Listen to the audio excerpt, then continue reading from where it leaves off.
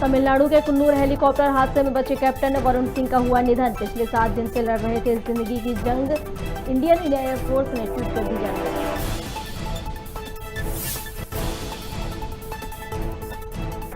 MP के कई शहरों के तापमान में हुई बढ़ोतरी। 2 दिन तक ऐसा ही रहेगा मौसम का मिजाज, ठंड से मिलेगी राहत।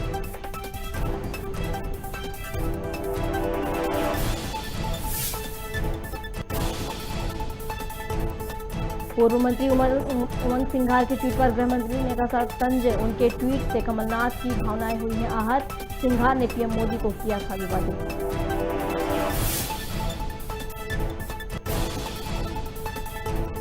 हिंदू एकता महाकुंभ में चित्रकूट पहुंचे सांसद मनोज तिवारी। हजारों दर्शकों के सामने दी संगीत प्रस्तुति। बोले यूपी में फिर से भगवा लहराएंगे।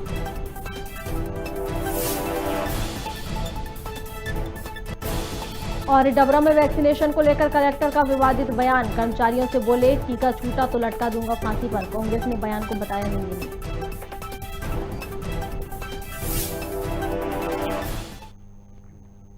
नमस्कार, खबर भारत देख रहे हैं आप। मैं हूं आपके साथ प्रियंका। चलिए बढ़ते हैं खबरों की ओर। सीडीएस जनरल रावत के साथ हेलीकॉप्टर हादसे में घायल हुए ग्रुप कैप्टन वरुण धवन का बुधवार को निधन हो गया है। इंडियन एयरफोर्स ने ट्वीट कर इसकी जानकारी दी है। एयरफोर्स ने कहा कि ग्रुप कैप्टन वरुण को गंभीर चोटें आई थी, जिसकी वजह से उन्होंने दम तोड़ दिया है। तमिलनाडु के कुन्नूर में 8 दिसंबर को हेलीकॉप्टर हादसे में घायल होने के बाद पहले उन्हें वेलिंगटन के आर्मी हॉस्पिटल में भर्ती किया गया था। बाद में उनकी गंभीर हालत को देखते हुए उन्हें बेंगलुरु शिफ्ट किया गया। वे पिछले 7 दिन से जिंदगी की जंग लड़ रहे थे।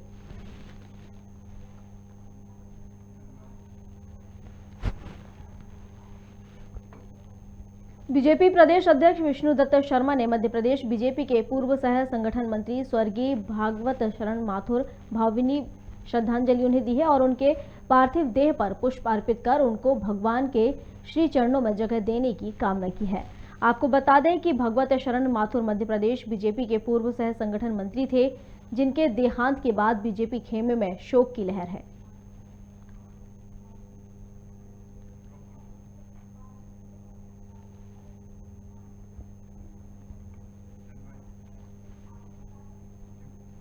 ब्यावरा में पीपल चौराहे पर आरटीपीसीआर जांच के लिए सैंपल लिए गए। डॉक्टर गिरवर नागर नीरज अमित नामदेव द्वारा कोरोना टेस्ट के लिए 90 लोगों के सैंपल लिए गए, जिसमें नगरपालिका कर्मचारी और पुलिस प्रशासन भी सहयोग कर रहा है।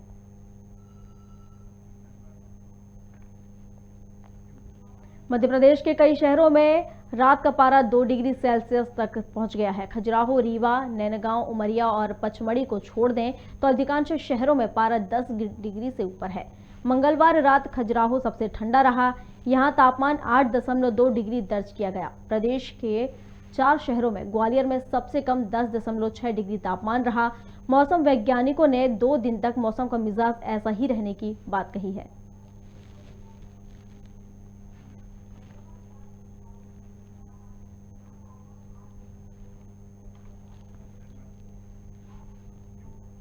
गृहमंत्री नरोत्तम मिश्रा ने प्रेस कॉन्फ्रेंस कर उमंग सिंघार के ट्वीट पर प्रतिक्रिया दी है। मिश्रा ने तंज कसते हुए कहा कि पूर्व मंत्री उमंग सिंघार से इस तरह के बयान की उम्मीद नहीं थी। इससे कमलनाथ की भावनाएं आहत हुई होंगी। सीडीएस विपिन रावत के साले पर हो रही कार्रवाई पर भी नरोत्तम मिश्रा ने जानकारी दी। इस दौरान गृहमंत्री ने भगवत शरण माथुर के निधन पर भी दुख जताया और उनके जाने पर दुख को व्यक्तिगत क्षति बताई है। पिछले 24 घंटे में कोरोना के संपूर्ण मध्य प्रदेश में 20 नए प्रकरण आए हैं। यहां मैं यह कहना भी चाहूंगा कि इस 20 में 13 इंदौर से और 4 भोपाल से हैं। बाकी एक है। 14 लोग ठीक होकर अपने अपने गंतव्य की ओर, अपने अपने घरों की ओर गए हैं। बहुत मिलनसार थे। सीधे कार्यकर्ता से संवाद करने का एक उनका हमेशा मोटिव रहा और उस कार्यकर्ता सीधा संवाद उनसे करता था। हम मेरे काफी नजदीक के थे। भारतीय जनता पार्टी की बहुत बड़ी क्षति है, लेकिन व्यक्तिगत हमारी भी क्षति है। मैं उनके चरणों में अपनी विनम्र श्रद्धांजलि अर्पित करता हूं और परमपिता परमात्मा से प्रार्थना करता हूं कि वो उन्हें अपने चरणों में स्थान दे। मैंने उनसे बात की थी और बात करने के बाद में कल भी मैंने वहाँ के पुलिस अधीक्षक से, अधिकारियों से बात की थी, तत्काल उस कार्रवाई को रोक दिया था। आज भी मुआवजे से संबंधित जो विषय उन्होंने उठाए, मुझे बताए हैं, वो विषय भी मैं प्रशासन के ध्यान में डालूंगा। जो नीतिगत और नियम विरुद्ध होगा उसको हम होने नहीं देंगे, जो सही होगा वही होगा। मुझे उमंग सिंगार से इस तरह के बयान की उम्मीद नहीं थी। इससे कमलनाथ जी की भावनाएं आहत हुई होंगी, जो कुछ दिन पहले केदारनाथ पे दर्शन करने गए थे। ये उनका आंतरिक मामला हो सकता है, क्योंकि जिस तरह से उन्होंने कहा है, दैत्य की बात कही है, अब कल्पना करें वो प्रियंका जी गणेश मंदिर के दर्शन करने गई थी, केदारनाथ पर माननीय कमलनाथ जी गए थे, इसलिए उनका सवाल उठाना इन्हीं की ओर इंगित करता है। जो राम मंदिर बनवाते हैं, जो उनके ऊपर तो हो ही नहीं सकता है। जो राम सेतु का सवाल उठाते हैं, ये उनके ऊपर हो सकता है। ये उनके ऊपर हो सकता है जो हिंदू देवी देवताओं का मखौल उड़ाते हैं, वो दैत्य हो सकते हैं, या वो जो मखौल उड़ाने वालों को निमंत्रण देते हैं मध्य प्रदेश में आके शो करने का, ये उमंग का इशारा उनकी ओर है। मुझे समझ नहीं आ रहा है अखिलेश यादव जी का बयान, हमें समझ नहीं आते राहुल जी के बयान, हमें समझ नहीं आते इन कांग्रेसियों के बयान। सलमान खुर्शीद ने क्या हमारे नाम से राम मंदिर पर सवाल उठाया था? राशिद अलवी जी ने क्या हमारे कहने से सवाल उठाया था? फारूक अब्दुल्ला क्या हमारे कहने से बोल रहे हैं? महबूबा मुफ्ती क्या हमारे कहने से बोल रही हैं? आखिरी समय में काशी का जिक्र हमने किया था। अखिलेश जी बताएं ना इस बात को। ये सारे विषय भारतीय जनता पार्टी के किसी व्यक्ति ने नहीं उठाए। अखिलेश जी जानबूझकर उस चुनाव को सांप्रदायिक रंग देना चाहते हैं, और जिस कारण से आज उनको ये कहना पड़ रहा है। परिवहन विभाग द्वारा लगातार कार्रवाई के विरोध में ऑटो चालक संघ परिवहन मंत्री गोविंद सिंह राजपूत से मिलने पहुंचा, जहां मंत्री ने उनकी मांगों का आश्वासन दिया है। बता दें कि मध्य प्रदेश के परिवहन कार्यालय में कैंप लगाए जाएंगे, जिसको लेकर एक दिन में परमिट बनेंगे और फिटनेस होगी। ऑटो चालक राशि जमा कर 5 साल के लिए परमिट बनवा सकेंगे। इसे लेकर मंत्री गोविंद सिंह ने परिवहन आयुक्त को निर्देश भी दिए हैं। गाड़ियां जब्त करना चालू करी, उनकी गाड़ी जब्त कर ली। गाड़ी जब्त कहाँ हो रही? आरटीओ भाई साहब, आरटीओ थानों में।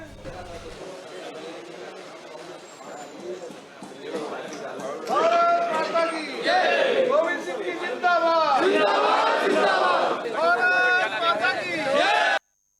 कोर्ट के स्पष्ट आदेश हैं हाई कोर्ट के कि बिना परमिट के कोई भी वाहन नहीं चलेगा, इसलिए गाड़ियों की पकड़ा पकड़ी हो रही है।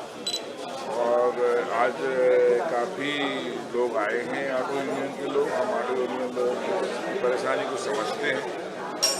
ऑटो यूनियन वालों ने एक और मांग की है कि ऐसा भी कर दें कि शिविर लगा लें, ताकि जल्दी से जल्दी परमिट मिले।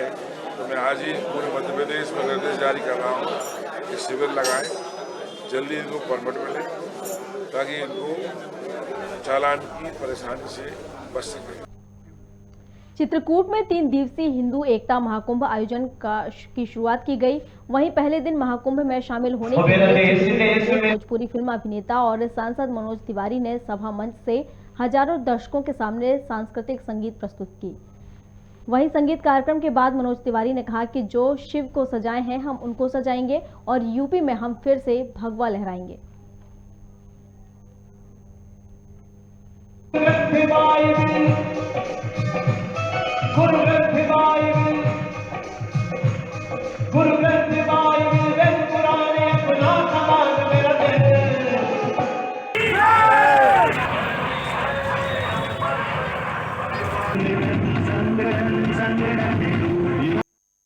चित्रकूट की धरती से आज हमने भजन में गाया कि जो शिव को सजाए हैं हम उनको सजाएंगे, यूपी में हम फिर से भगवा लहराएंगे। जशपुर जिले के कांसाबेल में सड़क हादसे के कारण एक युवक की मौत हो गई है। वहीं गुस्साए ग्रामीणों ने शव को NH 43 में रखकर नेशनल हाईवे सड़क पर जाम लगा दिया। मृतक के परिजन मुआवजे की मांग कर रहे हैं। पुलिस ने मौके पर पहुंचकर मामले की जांच शुरू कर दी है। करीब 2 घंटे के बाद SDM के आश्वासन के बाद जाम को खत्म किया गया। मेरे भी परिवार में मेरे माँ बाप सब मेरी अपनी बहनों का रिस्पॉन्सिबिलिटी अब इनका मैं तो नहीं ले सकती। तो मैं ये चाहती हूँ कि ये तो वापस नहीं आ सकता कम से कम इनको तो कोई सहारा मिलना चाहिए, इनका तो कोई तो बताइए क्या मैं चाहती हूँ कि इनको इतना मौसम मिल जाए, इतना मतलब सरकार को सक्सेस ताकि ये लोग कमाने में या कुछ ऐसा कर ले ताकि इनको कोई दिक्कत भी ना हो। मुआवजा देना रास्ता नहीं। अगर इनके परिवार में कोई पढ़ा लिखा हो तो आप मुझे बताइए, उसकी नौकरी की देख रहे हैं वो 2 बच्चे हैं, छोटे नहीं पढ़े हैं, वो पढ़ ही रहे हैं, वो छोटे कुछ नहीं है, उनका एजुकेशन कोई कंप्लीट नहीं हुआ मैम। माता ये है, ये लड़का है, मैं उसका माँ को मैं हॉस्टल में करवा दे रही हूँ, वो उनके लिए परमानेंट। मनेंद्रगढ़ विकासखंड के केवटी ग्राम में लंबे समय से ग्रामीण बिजली की समस्या से जूझ रहे हैं। ग्रामीण आरोप लगा रहे हैं कि बिजली विभाग उनकी समस्याएं दूर नहीं कर रहा है। वहीं सरपंच भी जिम्मेदारी निभाने के एवज में रिश्वत की मांग कर रहा है। देखिए ये खास रिपोर्ट। मनेंद्रगढ़ विकास खंड के केवटी ग्राम पंचायत का आश्रित जरहाटोला 1 दशक से भी ज्यादा समय से बिजली की समस्या से जूझ रहा है। ग्रामीणों के अनुसार गांव में करीब 30 घर हैं और तकरीबन 150 लोग रहते हैं। पिछले 12 सालों से घरों में बिजली के नाम पर भ्रष्ट सेवा लेने को मजबूर हैं। यहाँ ट्रांसफार्मर की कमी को पूरा नहीं किया जा रहा है, जिसके चलते कम वोल्टेज पर बल्ब जलते हैं। हालांकि ग्रामीणों के पास बिजली के बिल पूरे आ रहे हैं। लाइट तो बहुत डिम रहती है और बल्ब एक ही जलता है और यह ट्रांसफार्मर की कमी है। बिजली बिल इतनी आती है कि मत पूछिए। कितने सालों से लाइट डिम जल रहा है? 12-13 हो रही है लगभग। 12-13 सालों से ही समस्या। तो ये समस्या को लेकर कभी आपने सरपंच जनप्रतिनिधियों को कभी सूचना दिए हैं, पर आदेश ऊपर से आता ही नहीं है, तो कहाँ आएगा? ट्रांसफार्मर ही नहीं है। जी क्या बोल रहा था? हर घर से 1,000 रुपया चाहिए बोल रहे हैं, जमा करना है बोल रहे हैं ट्रांसफार्मर के लिए। कब लगेगा ट्रांसफार्मर? अब पता नहीं ट्रांसफार्मर तो कब लगेगा। बिजली समस्या से जूझ रहे ग्रामीणों ने कई बार मामले की लिखित शिकायत बिजली विभाग से लेकर जनप्रतिनिधियों तक को की, लेकिन जिम्मेदारों ने लोगों की समस्याओं को ठंडे बस्ते में डाल दिया है। ग्रामीणों ने बताया कि गांव के सरपंच ने आश्रित गांव में ट्रांसफार्मर लगवाने के एवज में प्रत्येक घर से 1,000 रुपए की मांग की थी। लाइटें नहीं जलता है, डिम जलता है और ट्रांसफार्मर के लिए आदेश दिए थे, लेकिन वो फार्म भरे तो भी नहीं आया। कितने सालों से ऐसे? ये हो गया है 10-12 साल से। तो किसको किसको आवेदन दिएगा सर? क्या ये सरपंच लोगों को दिए थे, लेकिन वो भी तो बोलते हैं कि आएगा, तो फिर अब अभी नहीं करता है। हाँ, ये मांग रहा था 1,000 रुपया हर घर से। कितने घर हैं यहाँ पे? यहाँ होगा कुल टोटल 27-28 घर। क्या बोला कि पैसा देंगे तभी ट्रांसफार्मर लगेगा? हाँ तो लगेगा बोले, ट्रांसफार्मर पैसा देंगे तो। हाँ। 35,000 का ट्रांसफार्मर आ रहा है, उसको लगा देंगे बोल रहे थे। ग्रामीण आदिवासी रोजी रोटी के लिए मजदूरी करते हैं। ऐसे में गांव के ट्रांसफार्मर लगवाने के लिए ग्रामीण रुपए कहां से लाएं? इसलिए पिछले 12 सालों से डिम लाइट की समस्या से जूझ रहे हैं। लोगों की समस्याओं को लेकर जब भाजपा जिला मंत्री एवं जिला पंचायत सदस्य दिगपाल सिंह से सवाल किए गए, तो उन्होंने मामले को गंभीरता से लेते हुए जल्द लोगों की समस्याएं दूर करने का आश्वासन दिया। कल ही जिला पंचायत का मीटिंग है, मैं इसको बहाल करूंगा ताकि इन लोगों की बिजली का जो समस्या है उसको मैं दूर करने का प्रयास करूंगा। साथ ही मैं अभी विद्युत विभाग के जो बड़े अधिकारी उनसे बात किया, तो उनके द्वारा बताया गया है कि आज तक मुझे नहीं बताया गया है, किसी के द्वारा ना कोई कागज़ मिला है। आपके द्वारा सूचित किया गया है, मैं इसके लिए पहल करूंगा और साथ ही उनके लिए नया अलग से ट्रांसफार्मर लगवा के और इनके लिए मैं काम करूंगा। इतना उनके द्वारा आश्वासन दिया गया है। बिजली जैसी मूलभूत समस्याओं का निराकरण करना घोषणा पत्र में सरकार का पहला मुद्दा होता है और यही समस्या ग्रामीण क्षेत्रों में सालों से बनी हुई है। इन तस्वीरों ने वोट पाने के लिए भोली भाली जनता से किए वादों की पोल खोलकर रख दी है। जिला पंचायत सदस्य के आश्वासन के बाद अब देखना होगा कि इस समस्या का समाधान कब तक हो पाता है। ब्यूरो रिपोर्ट, खबर भारत, भोपाल। सिरोंज में एक अज्ञात युवक का शव खेत में पड़ा मिला, जिसकी सूचना डायल 100 को ग्राम लालटोरी के चौकीदार ने दी, जिसके बाद मौके पर पहुंची डायल 100 की टीम ने युवक के शव को पोस्टमार्टम के लिए राजीव गांधी जन चिकित्सालय पहुंचाया। मृतक युवक कौन है, इसकी अभी पुष्टि नहीं हो पाई है। पुलिस पूरे मामले की बारीकी से जांच कर रही है।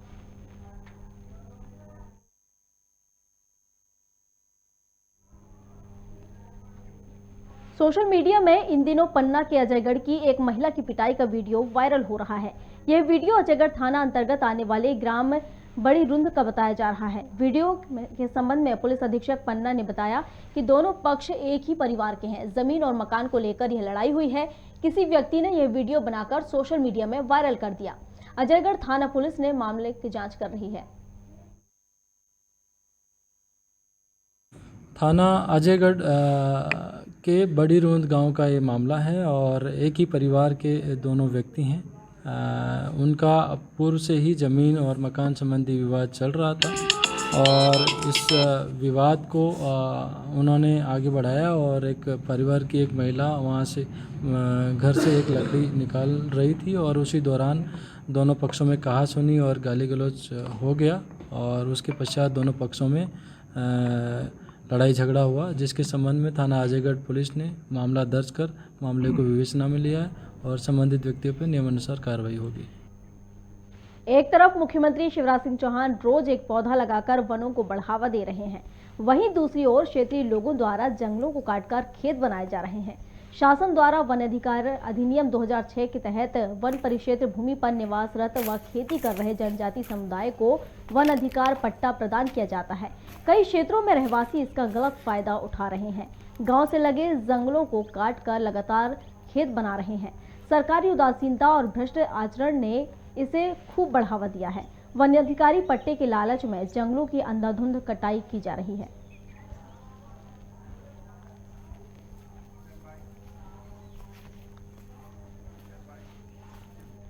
छत्तीसगढ़ में बेरोजगार युवा लंबे समय से खाली भर्ती पदों का इंतजार कर रहे हैं। आयुर्वेद फार्मासिस्ट के 163 रिक्त पदों पर भर्ती के लिए 2019 में विज्ञापन निकला था, जिसमें जशपुर जिला समेत सरगुजा संभाग के सैकड़ों अभ्यर्थियों द्वारा ऑनलाइन एग्जाम दिया गया, जिसके परिणाम जारी होने के बाद आज 1.5 साल से ज्यादा का समय हो चुका है, लेकिन मेरिट सूची अभी तक जारी नहीं की गई। ये आयुर्वेद फार्मासिस्ट का पद निकला था आयुर्वेद संचालनालय से 163 पोस्ट का, जिसको हम लोग 4 नवंबर 2019 को व्यापम के द्वारा ऑनलाइन एग्ज़ाम हम लोग दिलाए थे और इसका परीक्षा 4 नवंबर को हुआ और इसका परिणाम आया था 11 जून 2020 को। और शासन से इसका अभी वित्त विभाग से नियुक्ति के लिए भी आदेश आ चुका है, लेकिन संचालनालय द्वारा इसका कोई नोटिफिकेशन ना अभी तक वरीयता सूची अभी तक जारी नहीं किया गया है। और हम लोग मुख्यमंत्री, स्वास्थ्य मंत्री सभी से मुलाकात के बस आश्वासन हम लोग को मिलता है। और ये सरगुजा संभाग और बस्तर संभाग के टोटल आदिवासी 112 पोस्ट का पद है और ये आदिवासियों का ध्यान नहीं दिया जा रहा है। हम लोग का व्यायाम द्वारा एग्ज़ाम दिया गया था आयुर्वेद फार्मासिस्ट का 4 नवंबर 2019 को, जिसका रिजल्ट 11 जून 2020 को आया, लेकिन अभी तक उसका वेरिफिकेशन के लिए कोई नोटिफिकेशन जारी नहीं हुआ है। और हम लोग इसके समस्या को लेकर कई मंत्रियों के पास ज्ञापन दे चुके हैं, अपने स्वास्थ्य मंत्री के पास भी कई बार जा चुके हैं, ज्ञापन दे चुके हैं, फिर भी बस मंत्री अपना आश्वासन देते हैं और आगे कुछ भर्ती प्रक्रिया के लिए कुछ भी नहीं कर रहे हैं।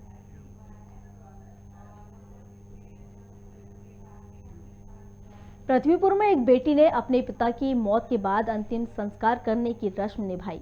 पृथ्वीपुर के कुलगामा चौराहे के पास कल रात घनश्याम दास सूत्रकार नामक व्यक्ति का निधन हो गया, जिसके बाद उनकी बेटी तमन्ना वर्मा ने अंतिम संस्कार की रस्म निभाते हुए अपने पिता को मुखाग्नि दी।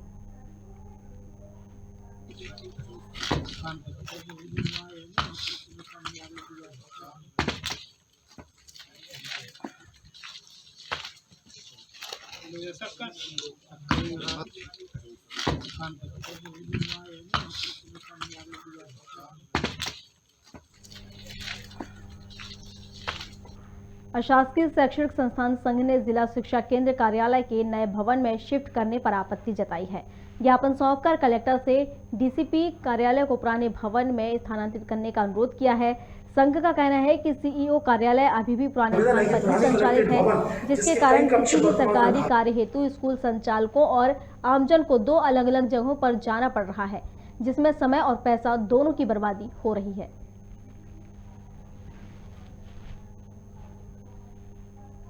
अशासकीय शैक्षणिक संस्थान संघ जिला विदिशा के समस्त स्कूल संचालक प्राइवेट यहाँ आज इस बात के लिए ज्ञापन दिया है कि डीईओ कार्यालय यहाँ से पुराने भवन में शिफ्ट हो गया है, लेकिन डीपीसी कार्यालय यहाँ पर है और वहाँ आने जाने में बहुत परेशानी होती है यहाँ समस्त संचालकों को। इसलिए हमें कलेक्टर महोदय से निवेदन किया है कि डीपीसी कार्यालय को भी उसी जगह पुरानी कलेक्ट्रेट भवन के जो कक्ष खाली पड़े हैं वहाँ कर दिए जाए, तो हम लोगों को ये यहाँ भागा दौड़ी की परेशानी से निजात मिलेगी, क्योंकि डीओ ऑफिस भी वहाँ एसटीआई के सामने है, डीआरसी भी वहीं पर है, और इसके अलावा अगर डीपीसी और पहुँच जाता है तो निश्चित ही एक ही विभाग के जो कार्यालय पास रहेंगे तो समस्त संचालकों को उसमें सुविधा होगी। इसलिए ये निवेदन किया गया। खबर भारत में खबरों का सिलसिला लगातार जारी है। आप बने रहिए हमारे साथ और देखते रहिए खबर भारत। नमस्कार।